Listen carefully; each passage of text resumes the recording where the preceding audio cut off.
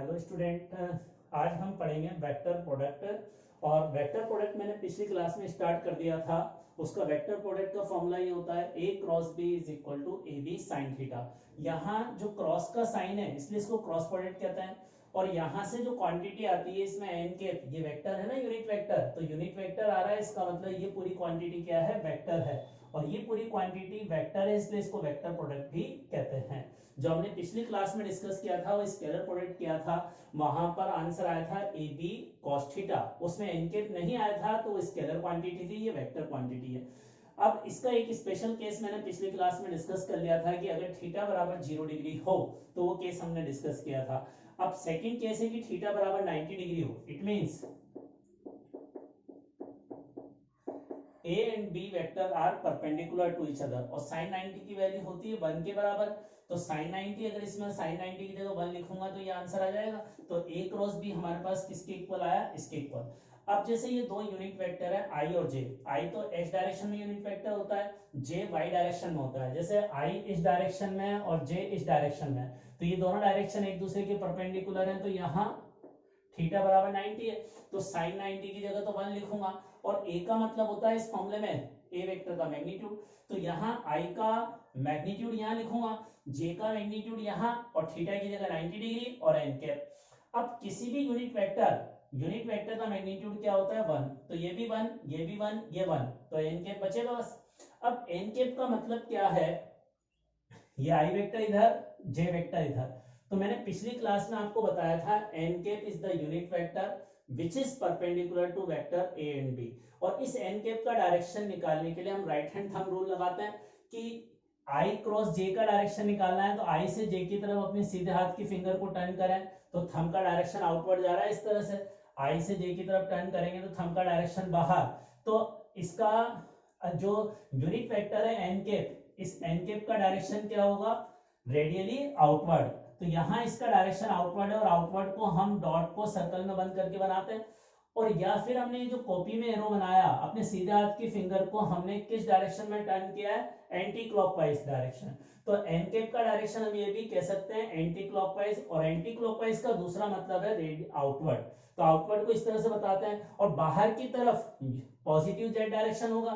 Positive Z direction में unit vector होता है के कैप। तो यहां पर एन कैप की वैल्यू क्या हुई, के कैप। तो अब इसमें एन कैप की जगह के कैप लिखेंगे, तो आई क्रॉस जे के कैप के बराबर आया। सिमिलरली अगर हम जे क्रॉस आई के निकालेंगे तो आई कैप आएगा, के क्रॉस आई कैप निकालेंगे तो जे कैप। अब देखो यहां पर हमने आई क्रॉस आई निकाला था तो वो 0 आया था ना, क्योंकि आई और आई सेम वेक्टर है तो इनके बीच का एंगल 0 होगा। तो जब भी सेम वेक्टर का क्रॉस प्रोडक्ट करें तो 0, और अपोजिट का करें जो तीसरा वेक्टर आएगा वो होगा। अब ये देखना होता है कि जे क्रॉस के कैप प्लस आई कैप होगा या माइनस आई कैप। उसको समझने के लिए जैसे मैंने सर्कल में आई जे और के बनाया, अब इसको ऐसे समझ लो, अगर मैं क्लॉकवाइज में चलूंगा, जैसे आई क्रॉस जे कर रहा हूं, तो इसके बाद वाला नंबर आएगा के, लेकिन के प्लस आएगा या माइनस। अगर ये सीक्वेंस में क्लॉकवाइज में फॉलो कर रहा हूं तो प्लस आएगा, और एंटी क्लॉकवाइज में फॉलो करूंगा तो माइनस आएगा, इस तरह से। जैसे एंटी क्लॉकवाइज में माइनस के से आएगा, के को जे से मल्टीप्लाई करें, के को पहले लिखें जे को बाद में लिखें, तो के क्रॉस जे करेंगे ना तो ये आएगा, जे के बाद वाली टर्म आई आएगी, लेकिन आई कैसे आएगा, नेगेटिव आएगा। ये इसका मतलब है।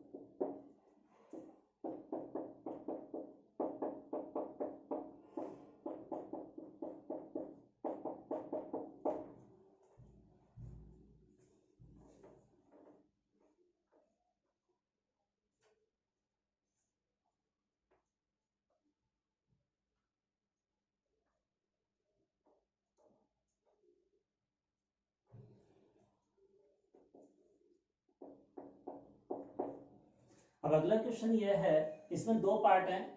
फर्स्ट पार्ट में तो ए डॉट बी निकालना है, सेकंड पार्ट में ए क्रॉस बी वेक्टर निकालना है। तो सबसे पहले डॉट प्रोडक्ट जो हमने पिछली क्लास में डिस्कस किया था, तो डॉट प्रोडक्ट तो कितना आ जाएगा, आई को आई के कोफिशिएंट, यहाँ आई का कोफिशिएंट 2 है और इसमें नहीं है तो 0 है। यहाँ जे का कोफिशिएंट -1 है, दूसरे में 0 है, और के का कोफिशिएंट 3 है और इधर -2 है। अब इसको सॉल्व करेंगे तो आंसर आ गया -6। इस तरह से तो हम डॉट प्रोडक्ट करते हैं। जो अभी हमने पढ़ा क्रॉस प्रोडक्ट,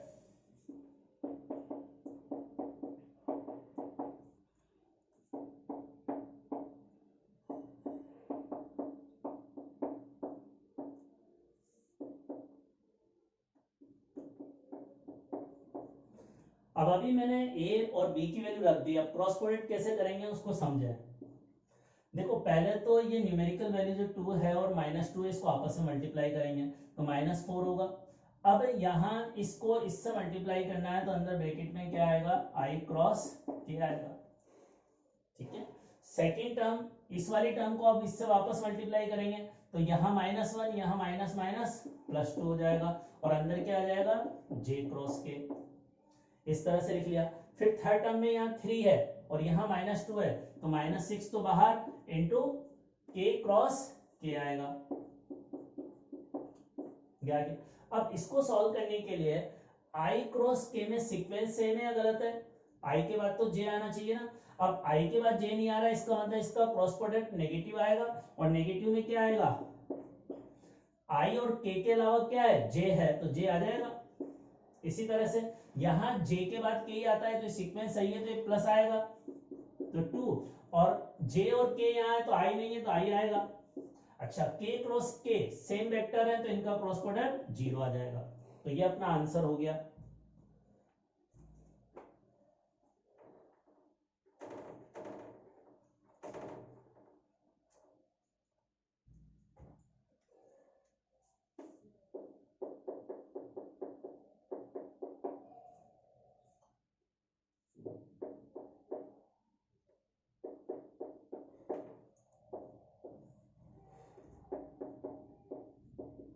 तो हमेशा ध्यान रखो, क्रॉस प्रोडक्ट में आंसर जे और आई की टर्म में आएगा। ये बताता है कि वेक्टर है, जबकि डॉट प्रोडक्ट में हमेशा आंसर स्केलर फॉर्म में आएगा। ये रिप्रेजेंट करता है कि स्केलर प्रोडक्ट है।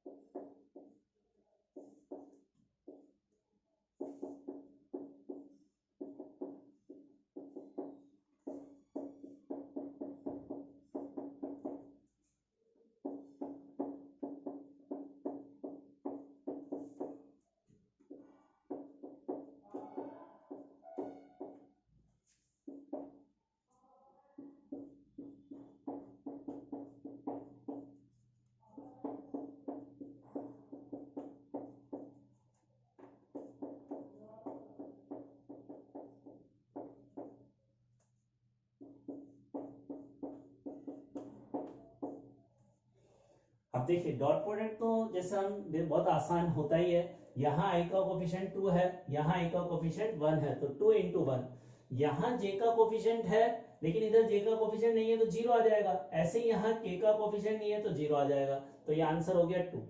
अब ए क्रॉस बी मुझे निकालना है तो ए की वैल्यू लिख ली, बी की वैल्यू लिख ली। अब देखो इसको क्रॉस प्रोडक्ट कैसे करेंगे, इस क्वांटिटी को पहले इन दो से करेंगे, दो टर्म आएगी, फिर इस क्वांटिटी को भी इन दो से मल्टीप्लाई करेंगे तो दो टर्म आएगी, तो टोटल 4 टर्म आ रही है, 1 2 3 और 4। अब इनको मल्टीप्लाई करने के लिए हमने सबसे पहले क्या किया, इन दोनों को, इस 2i को और इस 5k को मल्टीप्लाई करते हैं। तो पहले तो न्यूमेरिकल वैल्यू 2 और 5 को आपस में मल्टीप्लाई किया तो 10, और पहले i के पा रहा है तो i के पहला आएगा, k के बाद में। सिमिलरली फिर इस 2i को i से मल्टीप्लाई करूंगा तो 2i क्रॉस i, फिर इस 3j को इस 5k से मल्टीप्लाई करूंगा तो ये आ गया, और 3j को फिर i से मल्टीप्लाई करूंगा तो ये हमारे पास आ गया। अब देखो मुझे 10 i क्रॉस k निकालना है, तो i के बाद तो j आता है ना, तो सीक्वेंस गलत है, तो इसका मतलब इसका क्रॉस प्रोडक्ट नेगेटिव आएगा, माइनस, और i है यहाँ k है, j नहीं है तो j आएगा। फिर i cross i similar vector है तो इनका क्रॉस प्रोडक्ट तो 0, j क्रॉस k, j के बाद k ही आता है, सीक्वेंस सही है तो आंसर प्लस में आएगा, और j और k के अलावा होता है i, तो i आ जाएगा माइनस का 15 i कैप। नेक्स्ट j के बाद क्या i आता है क्या, नहीं, तो ये माइनस में आएगा, माइनस। अब j और i में k नहीं है तो k आएगा ये,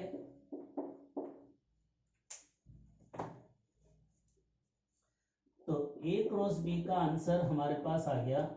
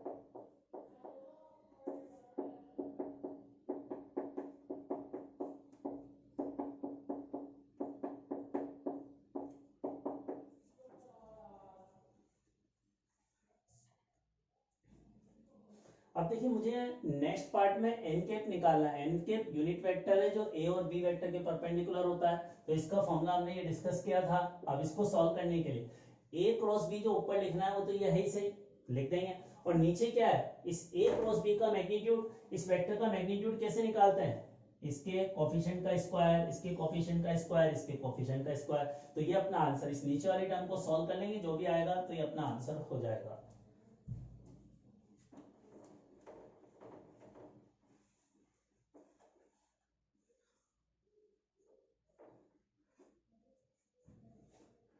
तो क्वेश्चन आसान ही है, थोड़ा सा स्टेप बाय स्टेप आपको चलना होगा। नेक्स्ट प्रॉब्लम, ए वेक्टर का मैग्नीट्यूड 3 दे रखा है, बी का मैग्नीट्यूड 4, और दोनों वेक्टर के बीच का एंगल 60 डिग्री है, तो हमें बताना है इनका डॉट प्रोडक्ट कितना होगा और इनके क्रॉस प्रोडक्ट का मैग्नीट्यूड कितना होगा।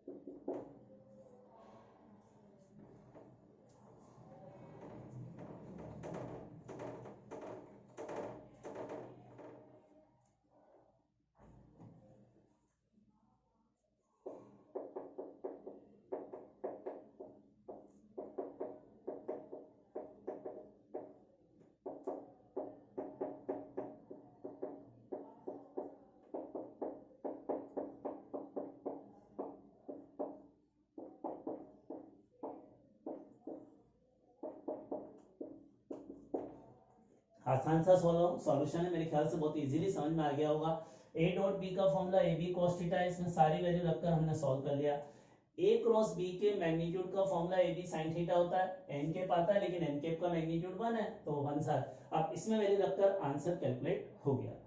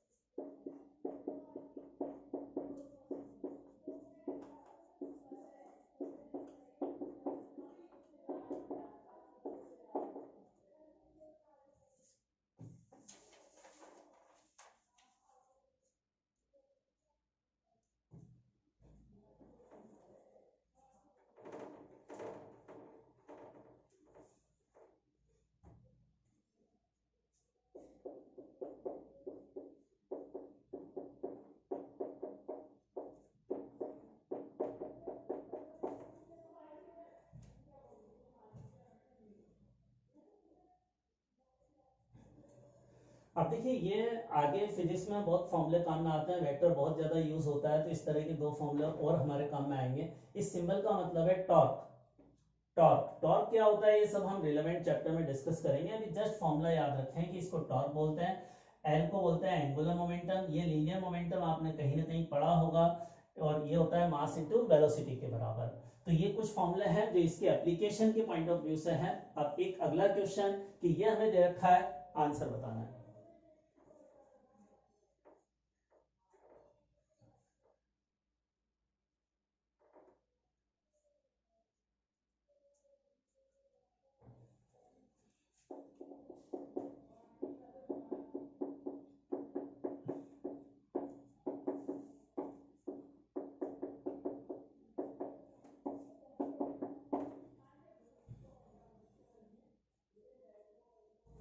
अब देखिए पहले इस क्वेश्चन को सॉल्व करते हैं। बी क्रॉस ए, तो बी क्रॉस ए का जो क्रॉस प्रोडक्ट आएगा वो एक वेक्टर क्वांटिटी आएगी। मान लेते हैं वो वेक्टर क्वांटिटी आई सी के बराबर, तो हम क्या लिख सकते हैं,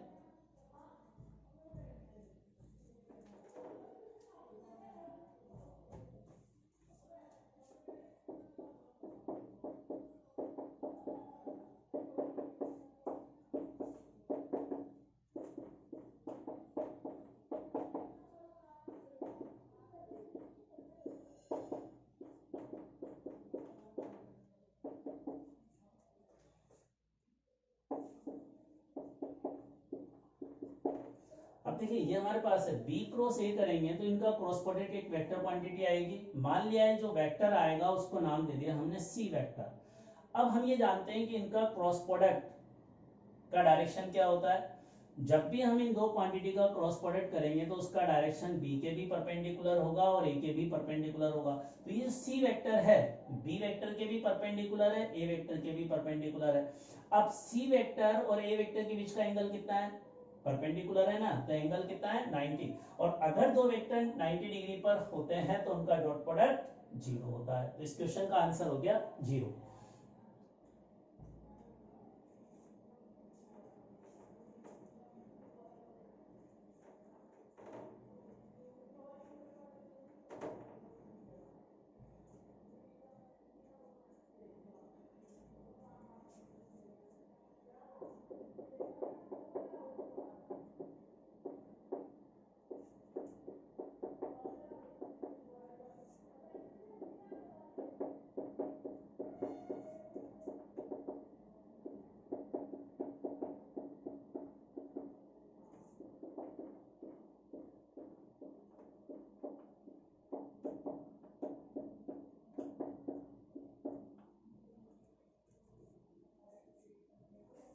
अब पहले इस क्वेश्चन को डिस्कस करते हैं। हमें दो वेक्टर का क्रॉस प्रोडक्ट का मैग्नीट्यूड इसके बराबर दे रखा है, तो दोनों वेक्टर ए और बी के बीच का एंगल निकालना है।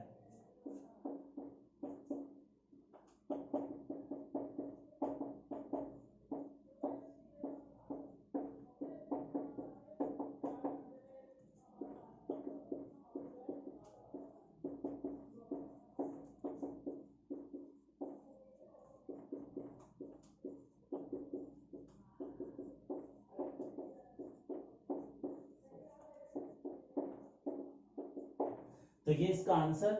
हमें ये दे रखा है ए क्रॉस बी का फॉर्मूला क्या है, A B sine theta. A dot B का फॉर्मूला क्या है, ए बी कॉस थीटा। अब इसको सॉल्व करने के लिए ए और बी आपस में कैंसिल हो गए, और इस कॉस थीटा को इधर लाऊंगा तो टेन थीटा बनेगा। टेन थीटा बराबर √3 है, तो थीटा बराबर 60 डिग्री। तो ये इस क्वेश्चन का आंसर हो गया। नेक्स्ट क्वेश्चन ये है कि हमारे पास दो वेक्टर है, sum of two vectors are perpendicular to their difference. दो वेक्टर का सम उन दो वेक्टर के डिफरेंस के परपेंडिकुलर है, तो दोनों वेक्टर के बीच का एंगल बताना है क्या होगा। ये अपना क्वेश्चन है।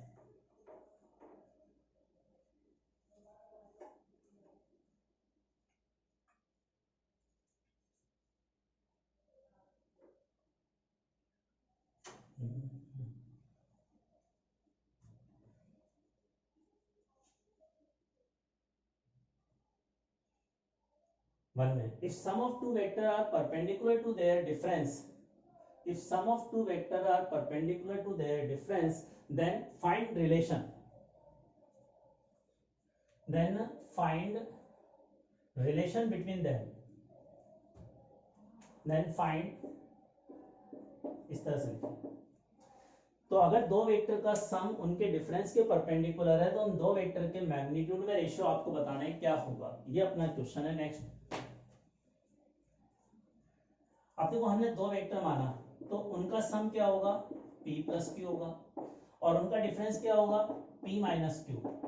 तो हमें क्वेश्चन में क्या दे रखा है, ये p प्लस क्यू वेक्टर, ये sum of these two vector is perpendicular, ये परपेंडिकुलर दे रखा है, sum of these two vector is perpendicular to their difference. तो ये हमें क्वेश्चन में गिवन है। अब ये भी एक वेक्टर क्वांटिटी है ना, ये भी एक वेक्टर क्वांटिटी है, और दो वेक्टर के परपेंडिकुलर होने की कंडीशन क्या है, उनका डॉट प्रोडक्ट 0 हो। तो इसको लिख सकता हूं,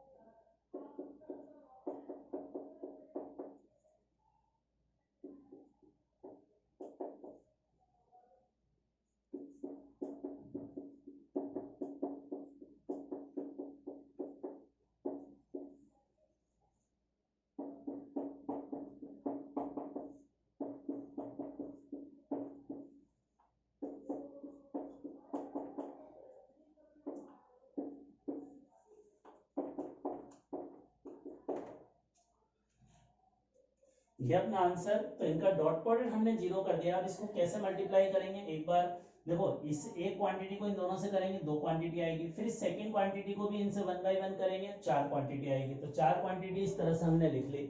अब जो p डॉट p है वो तो p स्क्वायर होगा।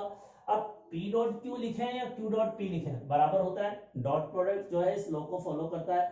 तो इससे ये वाली टर्म कैंसिल आउट हो गई, तो बस बच गया ये, और इसको ये लिखा जा सकता है। तो रेशियो का आंसर आ गया 1।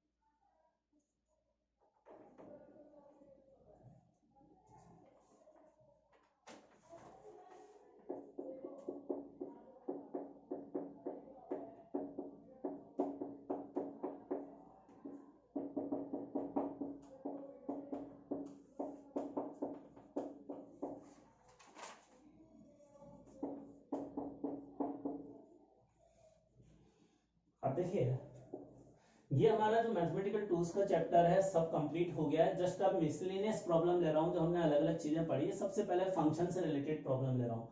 तो f बराबर हमें ये दे रखा है 2πx वगैरह ये सब, तो हमें ln f निकालना है। अब ln f को निकालने के लिए क्या है, इस पूरी इक्वेशन का दोनों तरफ हम लॉगरिथम ले लेंगे। तो दोनों तरफ लॉगरिथम कैसे लेंगे,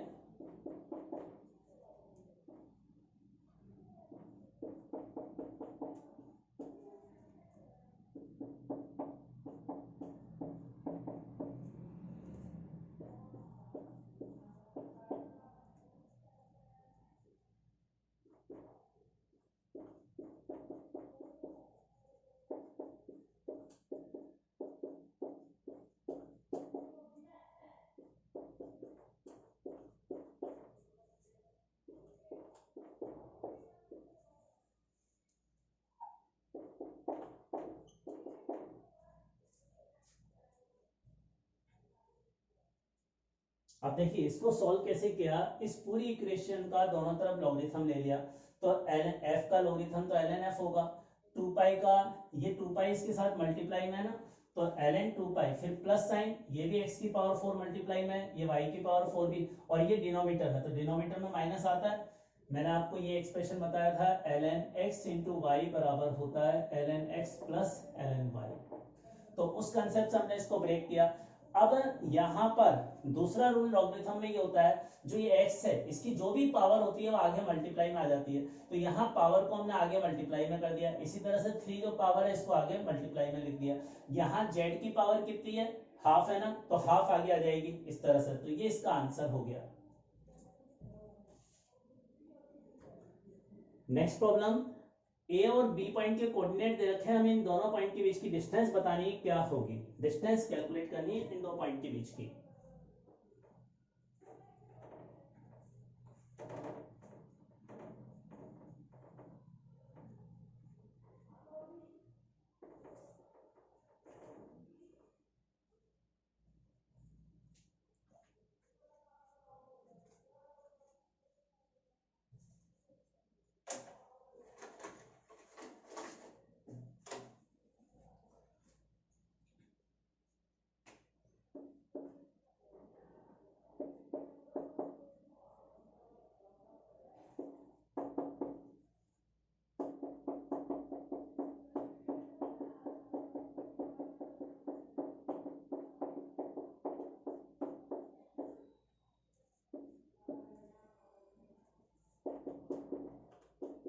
अब देखो ये एक फॉर्मूला होता है, अगर दो पॉइंट के कोऑर्डिनेट हमें दे रखे हैं तो उनके बीच की डिस्टेंस को निकालने का फॉर्मूला ये होता है। अब इस फॉर्मूले में क्या है कि दोनों के जो x कोऑर्डिनेट दे रखे हैं उनका डिफरेंस, इसका x कोऑर्डिनेट 1 है, इसका -2 है, तो डिफरेंस निकालूंगा तो ऐड हो जाएंगे ना। तो डिस्टेंस क्या आ जाएगी, √3 का स्क्वायर प्लस, अब यहाँ y कोऑर्डिनेट इसका 3 है, इसका 4 है, तो डिफरेंस निकालूंगा तो 1 आएगा, तो 1 का स्क्वायर, और z कोऑर्डिनेट है ही नहीं तो ये आ गया। तो ये कितना आ गया, √10। तो ये इस क्वेश्चन का आंसर हो गया।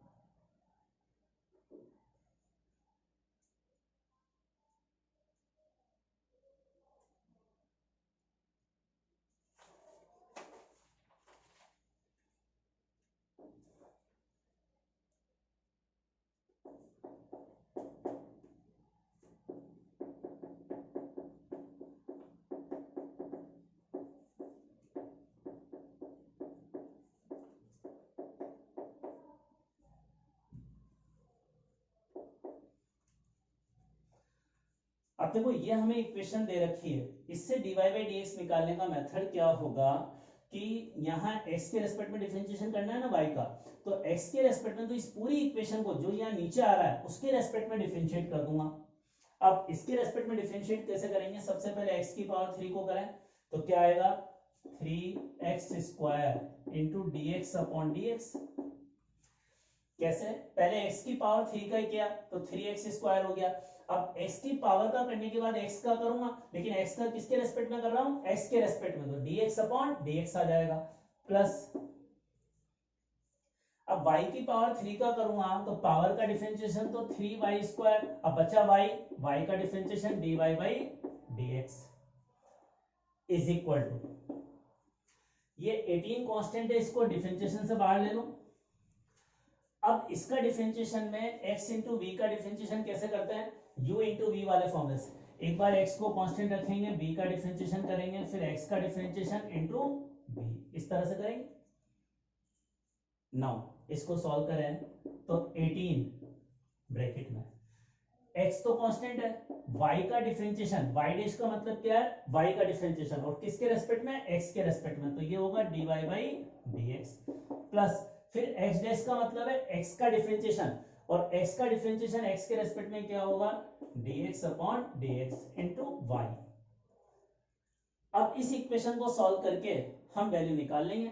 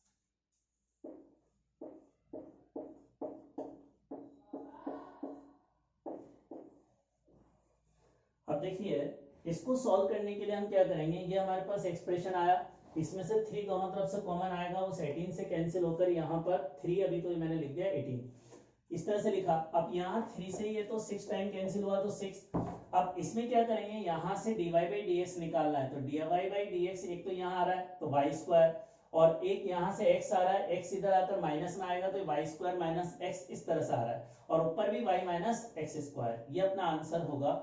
एक आप मेरा फोन नंबर नोट कर लें, व्हाट्सएप नंबर है, कोई भी अगर आपको डाउट आता है तो इस व्हाट्सएप नंबर पर आप मुझसे कांटेक्ट करके वो डाउट पूछ सकते हैं। Thank you.